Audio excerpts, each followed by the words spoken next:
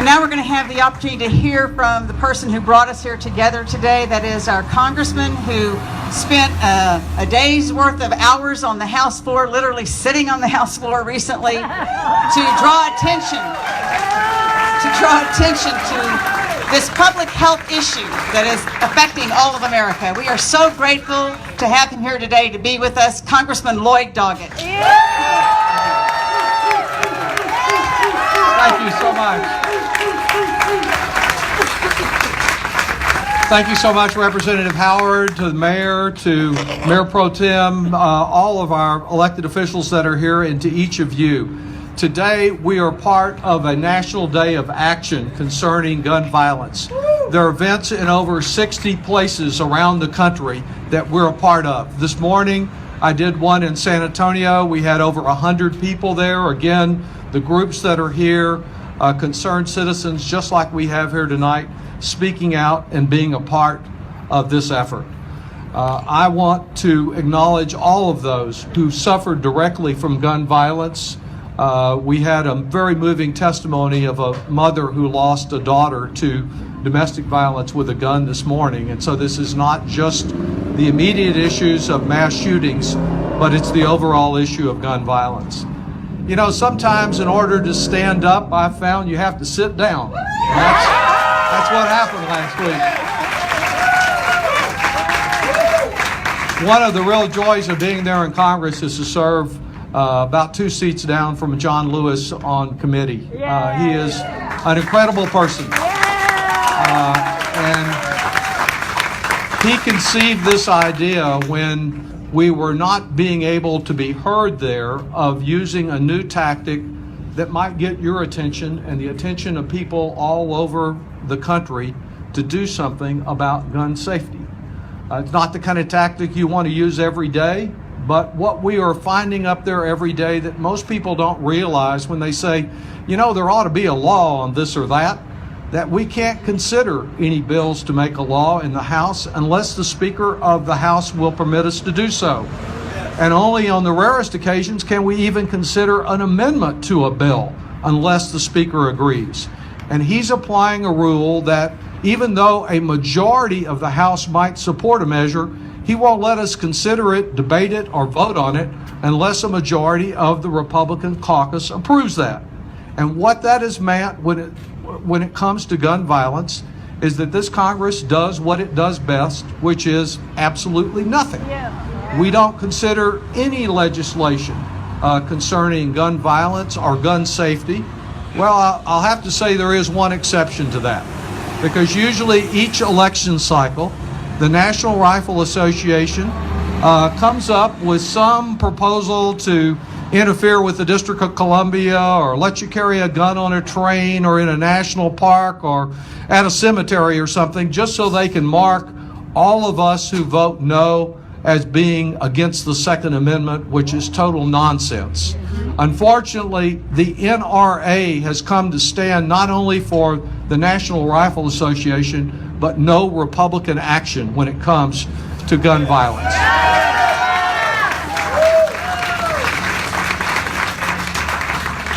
But I will say, I think there really is hope. Most of that hope is right here.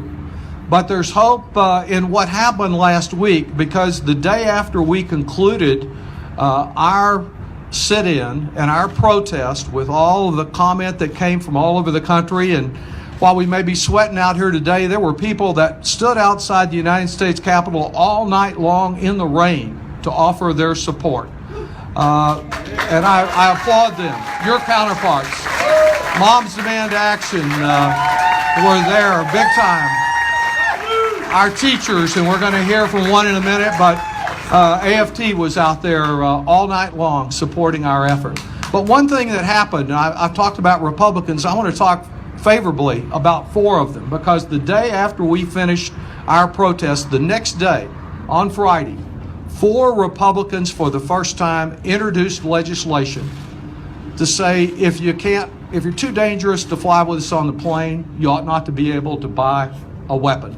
It's not the same proposal we had, but it is a reasonable proposal that would be a significant step forward that not after, not before, but after that gun purchase, you have a right to get yourself off that list. And you get your attorney's fees paid if you get yourself off the list and you shouldn't have been on there in the first place. So that proposal, I would just say to all of the four Republicans who cover different 4/5 of our county and across the state of Texas, let's back a Republican bill. Let's back that bill to do that in a bipartisan way to advance gun safety. It's the same proposal that Republican Susan Collins has offered in the Senate. It's not as much as we want, but it's the only proposal that hasn't been tabled in the Senate. It provides a basis for progress to get behind that proposal. Unfortunately, when you look at the Brady campaign website, you find every Texas Republican listed as a lapdog of the NRA on their website, their terms. That's something I've never been accused of. I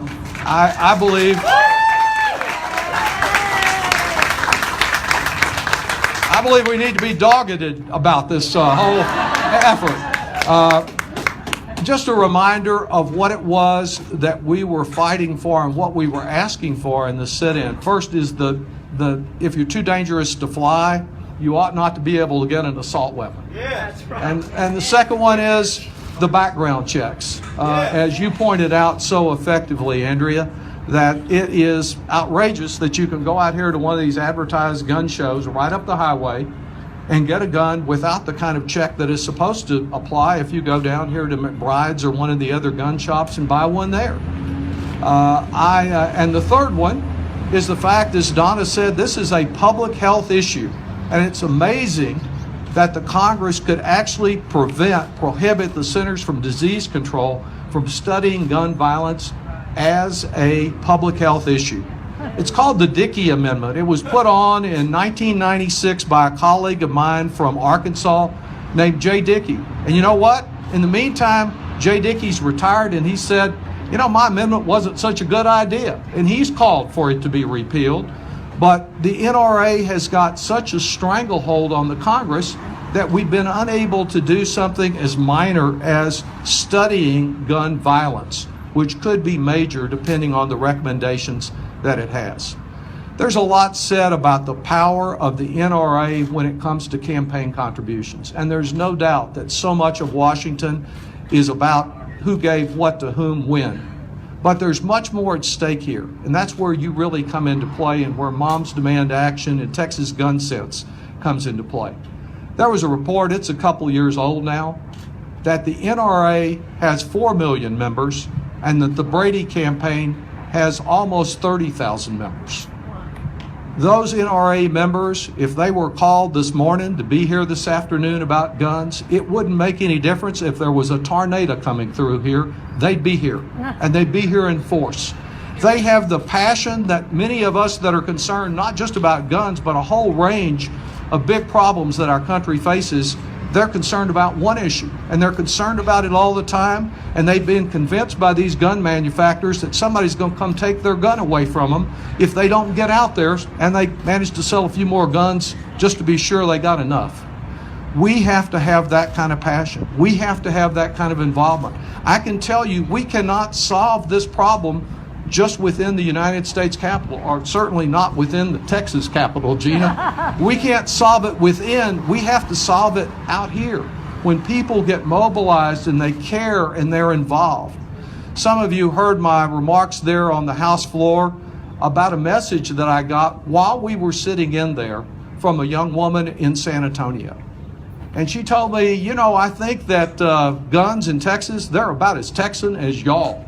I know personally, I remember the day my dad shot the first deer in Travis County and got a Winchester 30-30 from Dan's as a result of doing so. I grew up around guns. But you don't, as she said, you can like the gun range, you can think you need more guns, but she pointed out she has a baby coming in about 2 more months. She doesn't want to have to explain to that baby what a mass shooting is. She doesn't want to worry that when she takes that baby to a child care center or later to school, that she faces another Sandy Hook. So we need to engage gun owners, people that think they're part of the gun culture, even some of the members of the NRA to join with us in a bipartisan effort, because you know that shooter at the Pulse or at the theater in Colorado, they weren't picking Democrats or Republicans. They were shooting anybody in sight. And the Pulse reminds us as well about the hate that has been directed at our LGBTQ community and the importance of our speaking out against that. And it reminds us that we do need our faith community. We led off with a minister this morning because this is about a matter of repairing broken hearts, about forgiveness, as well as it is about public policy. I believe that if we work together, we can make a difference. I don't know if it'll be next week. I don't know if it'll be next month. There are only about 9 working days left for the Senate in July, and only 20 in the House before Election Day. But I do know we will eventually get change. And I'm encouraged by the John Lewises of the world. You know, didn't take more than one sit-in. You can see on the back of John's bald head now the marks from when he got hit by a baton going over the Edmund Pettus Bridge in Selma leading that march. We need that kind of tenacity to hang in until we get the change that we deserve.